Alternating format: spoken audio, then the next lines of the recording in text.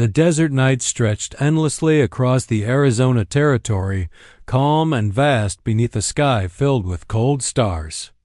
On a large ranch built at the border of trade routes and open plains, the wealthy Apache landowner lay quietly in his bed, his eyes closed, his breathing slow and steady. To anyone watching, he appeared deeply asleep. But he was awake, listening. He had trained himself to do this over the years, to rest without surrendering awareness. Life on the frontier demanded such habits. Danger did not always announce itself loudly. Sometimes it arrived as a whisper, a footstep, or a silence that felt too heavy. Outside, the wind moved gently through the dry grass and mesquite trees, carrying the faint scent of dust and sage. The ranch itself stood as a rare symbol of stability in the unpredictable, Wild West. While many settlers struggled with failed crops, raids, or financial collapse, this ranch thrived through careful planning, trade partnerships, and disciplined leadership. The man who owned it had earned his wealth not through violence, as rumors in distant towns often suggested, but through negotiation, cattle trading, and wise land management. In the late frontier era, some Apache leaders adapted to changing times by building economic alliances rather than resisting every form of expansion. He was one of them. He studied market routes, hired workers from different backgrounds, and ensured fair treatment within his household. This approach allowed his ranch to function more like a community than a strict hierarchy, where each worker's role was essential for survival in a harsh environment. Yet wealth did not protect him from loneliness. Years before, illness had swept through the territory, claiming lives without regard for strength or status. His family had been taken during that season of loss, leaving the once lively adobe home quieter than the desert itself. Since then, he lived with routine, discipline, and purpose, but little personal warmth. He fulfilled his responsibilities as a landowner and leader, but when night fell, silence filled the empty spaces where laughter once lived. That evening, as he lay still beneath a woven blanket, he heard something. Footsteps, soft, measured, careful. He recognized them immediately. The new maid. She had arrived only weeks earlier, exhausted and determined after her family's wagon broke down far from any settlement. Like many frontier travelers, she had been forced to adapt quickly or risk being left without shelter or food. Offering her work had not been an act of charity alone. It reflected a long-standing cultural belief that a strong household provided opportunity to those willing to work and respect its customs. The door opened slowly, barely making a sound. He did not move. The faint glow of candlelight entered the room, followed by the quiet rustle of her dress as she stepped inside. She believed he was asleep after a long day reviewing ledgers, meeting traders, and overseeing livestock. Instead of waking him, she paused near the doorway, as if measuring whether her presence would disturb him. Her behavior was cautious but not fearful. Frontier life had taught many women to move with quiet awareness, especially in unfamiliar households where trust was earned gradually rather than assumed. She approached the bed and noticed the blanket had slipped slightly from his shoulder. Without hesitation, yet with clear respect, she reached down and gently adjusted it. Her movements were slow and considerate, not intrusive. She did not speak, did not linger unnecessarily, and did not act as though she had authority over the space. She simply corrected a small discomfort and stepped back. In that brief moment, a subtle shiver passed through him. It was not from cold air. It was from something far less familiar, unspoken care. On the frontier, most interactions were driven by necessity. People traded, worked, or cooperated because survival required it. Genuine kindness without expectation was rare, especially in a household where employer and worker lived under the same roof but in different social positions. She seemed unaware of the effect of her small action. Assuming he remained asleep, she adjusted the edge of the blanket once more and quietly retreated toward the door. Her footsteps faded into the hallway, leaving the room silent again. But the silence had changed. For years, the house had felt like a place of duty rather than comfort. Now, a simple gesture had shifted the atmosphere in a way wealth, discipline, and authority never could. Still lying motionless, eyes closed, the Apache landowner continued to listen to the wind outside, yet his thoughts were no longer fixed on ledgers, land, or loss. Instead, he reflected on a quiet truth taught in his culture. Observing how a person behaves when they believe no one is watching reveals their true character. And what he had just witnessed was not obligation. It was genuine human care.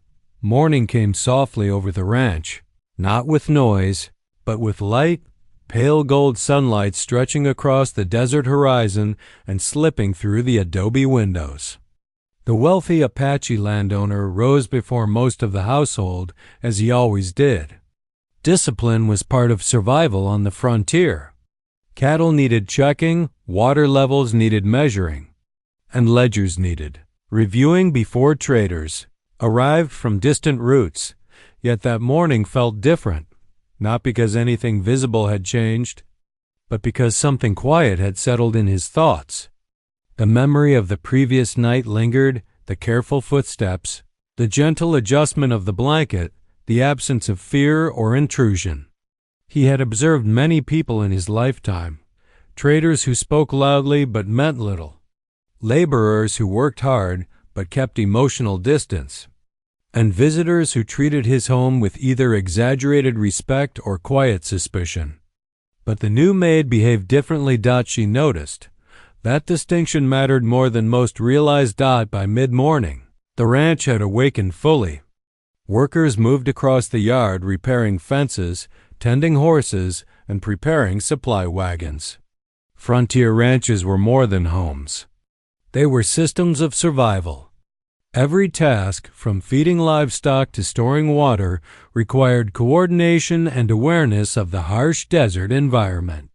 A single oversight could mean loss of resources or worse, danger during long dry seasons.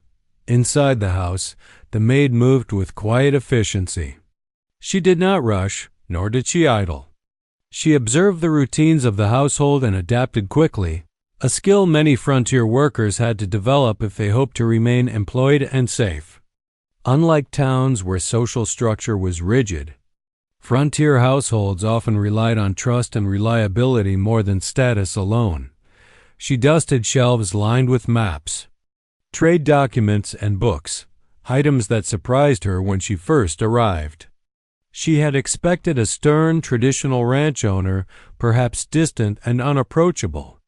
Instead, she discovered a man who studied trade routes, recorded rainfall patterns, and kept written agreements with nearby settlements. Such habits reflected a practical leadership style common among those who successfully adapted to the evolving frontier economy. Many ranch owners of the era depended solely on brute labor and instinct. But sustainable ranching in the desert required planning, water conservation, seasonal grazing, and fair trade partnerships. These were lessons rooted not only in experience but also in indigenous knowledge systems that emphasized balance with the land rather than exploitation of it. As she passed the doorway to his study, she noticed something else: untouched tea from the previous evening and a chair that showed signs of long hours spent awake. It was a small detail, easily ignored by someone focused only on assigned chores. But she paused briefly, her expression thoughtful. He watched from across the courtyard window. Not openly, quietly. Observation, to him, was not suspicion. It was understanding. His elders had taught that a person's true intentions revealed themselves in the unnoticed moments, how they treated spaces, objects, and silence when no praise or instruction guided them. Later that afternoon, he entered the dining room where a simple meal had been prepared. Not extravagant, not careless, balanced, practical. Frontier cooking often prioritized nutrition over luxury, dried meats, beans, fresh bread, and preserved vegetables when available. Such meals supported long working hours under demanding conditions. The maid stood near the table, not expectant, not overly deferential, simply attentive. "You learn quickly," he said calmly. She seemed slightly surprised that he spoke first, yet she did not lower her gaze in fear as many workers might. "A home has patterns," she replied gently. "If you watch long enough, you see what it needs." Her answer lingered with him. Most people on the frontier focused only on immediate survival, earning wages, securing shelter, or preparing for the next uncertain season. But her mindset reflected awareness, a rare quality shaped by hardship and travel. Wagon journeys across the West often forced families to become observant of weather, supplies, and human behavior. Because overlooking small signs could lead to serious consequences, over the following days, he noticed more. She refilled water before it ran low. She organized supplies in ways that reduced waste. She never entered private rooms without reason. She spoke respectfully to ranch hands regardless of their background. An important trait in a multicultural frontier workforce where cooperation reduced conflict, what struck him most was not her obedience, but her awareness of people. She noticed when a worker limped after a long shift and quietly placed a stool nearby. She noticed when the cook ran short on flour and adjusted meal portions without complaint. She noticed when he skipped meals while reviewing accounts late. Days turned into weeks, and the rhythm of life on the ranch settled into a comfortable, unspoken pattern. The Apache landowner and the maid rarely spoke beyond necessity, yet a quiet connection grew between them. On the frontier, communication was not always verbal. Actions, attentiveness, and respect often carried more weight than words, and both of them understood this instinctively. The mornings were devoted to cattle and land. The Apache, riding along the fence lines, checked the herds for signs of illness or injury, while the maid ensured water troughs were filled, feed was distributed, and the animals' shelter was secure. In a place where one misstep could cost livestock, attention to detail was survival. Occasionally, their paths crossed on these tasks, and small gestures, a nod, a brief smile, a shared glance over a stubborn calf became their form of quiet conversation. By midday, the house and the yard demanded their attention. Frontier life required more than brute strength. It demanded efficiency and awareness. She learned quickly, noticing which tools were essential and which could be repurposed. She repaired fences with a skill that surprised the Apache, understanding the mechanics of the posts and wire without needing guidance. Her presence eased the workload of the ranch hands, who began to respect her judgment and contributions. One afternoon, as a sudden sandstorm swept across the desert, the bond between them revealed itself more clearly. The wind whipped dust and grit across the yard, and the cattle became restless. Without exchanging words, the Apache directed workers to secure gates and shelter the animals.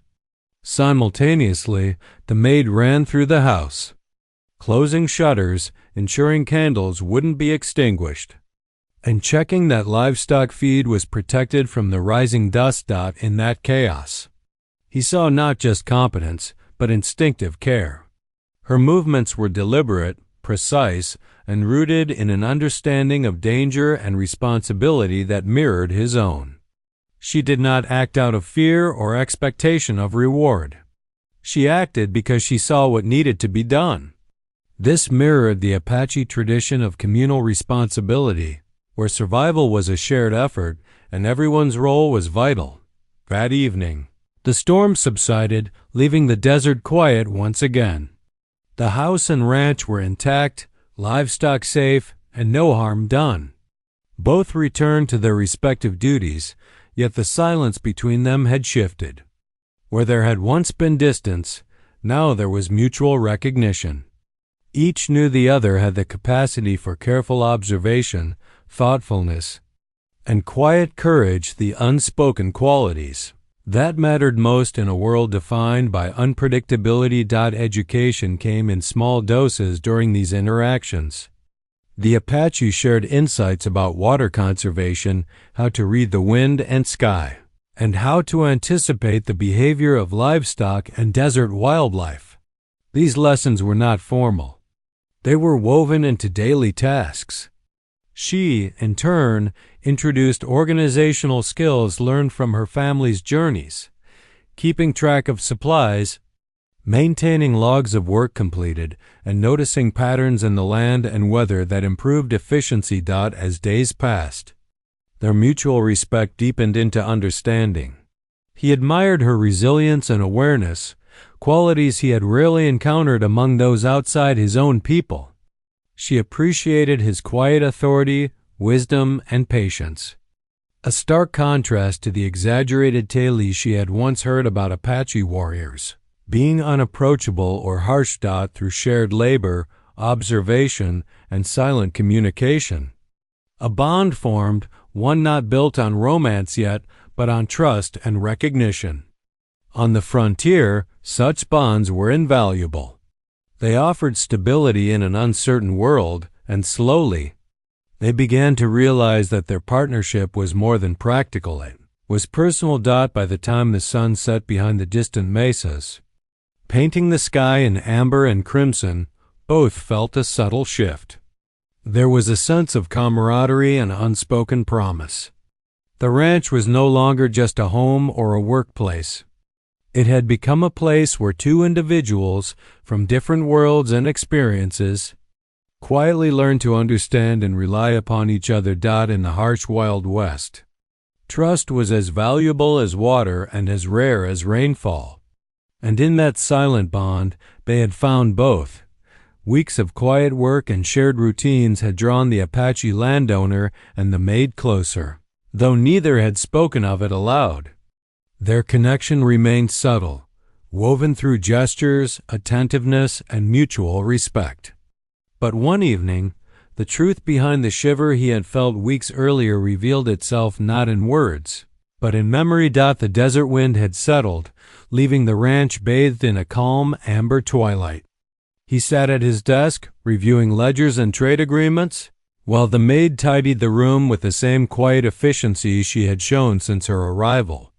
She paused for a moment near the window, noticing the shadows stretch across the walls, and instinctively moved to adjust a loose curtain. Her hand brushed against the desk, and he flinched slightly. A subtle movement she did not notice. It wasn't the touch that caused it.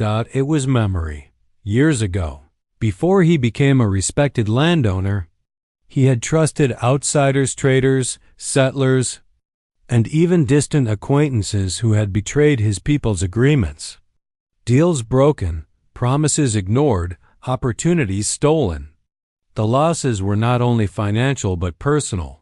Family members and friends had suffered from these betrayals, some even losing their lives. Since then, he had kept his emotions carefully contained, presenting a calm, disciplined exterior to the world while guarding his heart against anyone who might enter it. Frontier life had taught him that survival often depended on vigilance and restraint. The Apache valued observation, patience, and measured responses, skills that were essential not only in trade and negotiation, but in protecting one's family and community. Yet the emotional scars of betrayal were harder to manage. They lingered quietly, like shadows at dusk, unspoken but always present. The maid, unaware of these memories, continued her work, her presence steady and respectful. She did not demand attention, ask intrusive questions, or act out of fear. Instead, her care was practical and genuine. She adjusted blankets, replenished water, and tidied the home with diligence and thoughtfulness. In her, he saw a person whose kindness was not performative, whose intentions were clear in their simplicity, and that reminded him of what he had long forgotten, that trust. once given carefully, could be returned honestly. He finally spoke, breaking the silence of the room.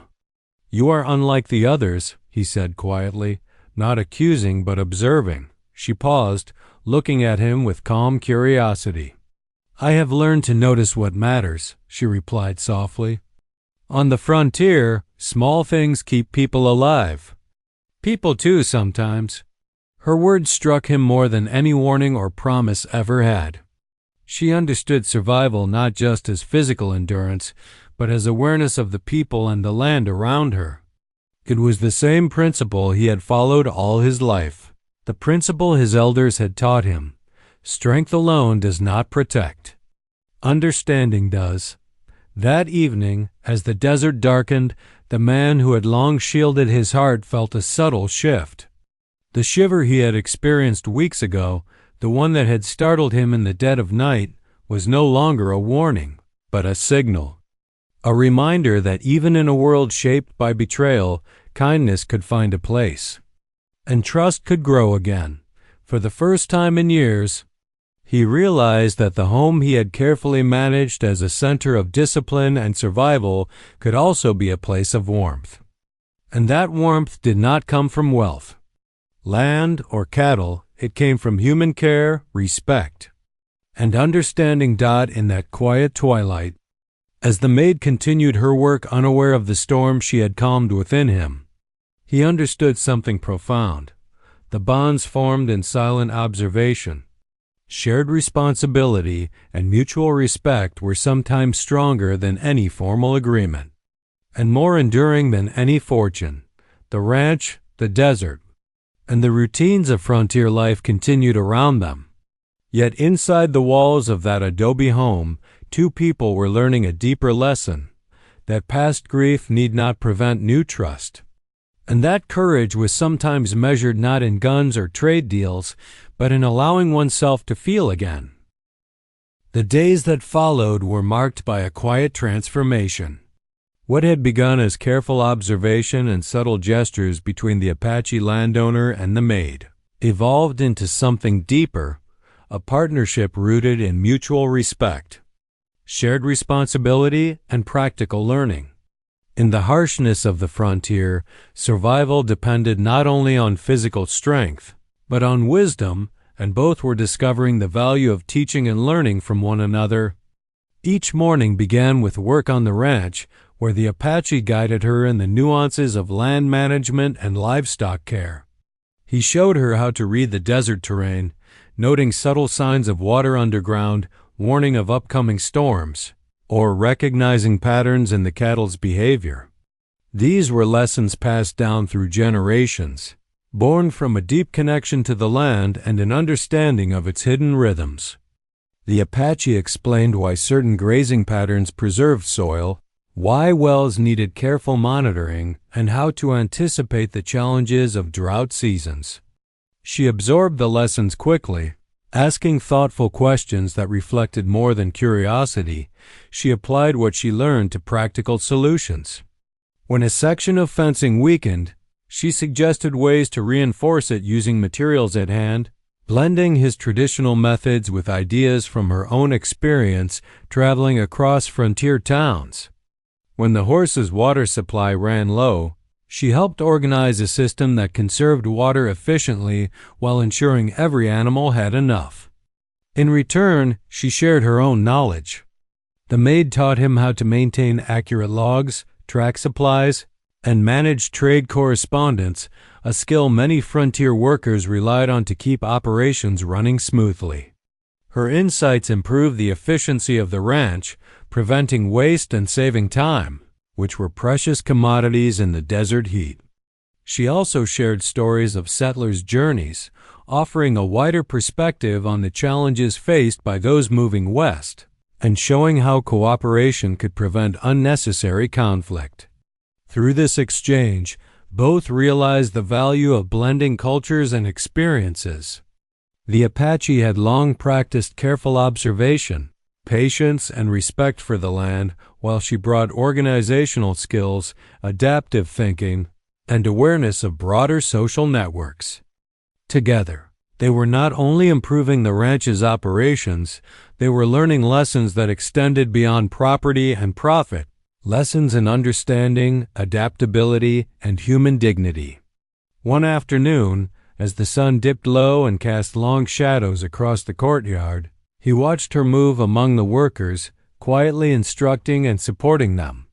He noticed how she treated each person with fairness and attention, never taking credit but ensuring that tasks were completed efficiently. It reminded him of Apache teachings. A community survives when every member is valued, when responsibilities are shared, and when respect is mutual. The trust between them deepened. He no longer felt the need to guard every thought or action. She demonstrated consistently that her care was genuine, not motivated by reward or fear. In turn, he entrusted her with responsibilities that previously only he or longtime workers handled, from planning grazing schedules to overseeing the preparation of trade shipments. Beyond practical lessons, this partnership carried an emotional undertone. The ranch, once a place of solitary discipline, now felt alive with collaboration.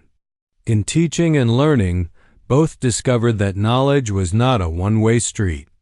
Understanding and respect could grow in both directions. Their shared efforts created not only a thriving ranch but a quiet bond that neither wealth, loss, nor distance could sever. By blending Apache wisdom with frontier practicality, they built a model of cooperation rare in the harsh West, a household where human care mattered as much as survival, where teaching and learning strengthened both land and spirit, and where trust was the most valuable commodity of all. In this lesson of partnership, they were beginning to understand something profound. Survival on the frontier was not just about enduring the desert or managing resources, it was about nurturing relationships, honoring knowledge, and trusting those who proved their integrity through action rather than words.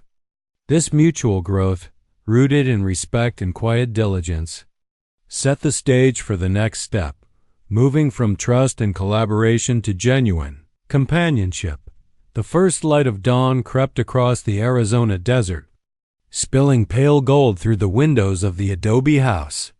The ranch stirred slowly, the low murmur of cattle in the distance, the soft clatter of tools as workers prepared for the day, and the gentle rustle of wind over dry grass. Inside, the wealthy Apache landowner lay in his bed, a blanket pulled neatly over his shoulders. But unlike the mornings before, he was not feigning sleep. The maid entered quietly, carrying a small tray with a cup of warm tea. Her footsteps, once so carefully measured, now felt familiar to him. No longer the cautious approach of a stranger in his home, but the steady rhythm of someone who belonged. She moved to adjust the blanket, just as she had so many nights ago, unaware that he had opened his eyes. He watched her calmly, and for the first time in years, he felt no shiver of unease. Instead, a warmth spread through him, not from physical comfort, but from the realization that trust and kindness had found their place again. She looked up briefly, noticing that he was awake.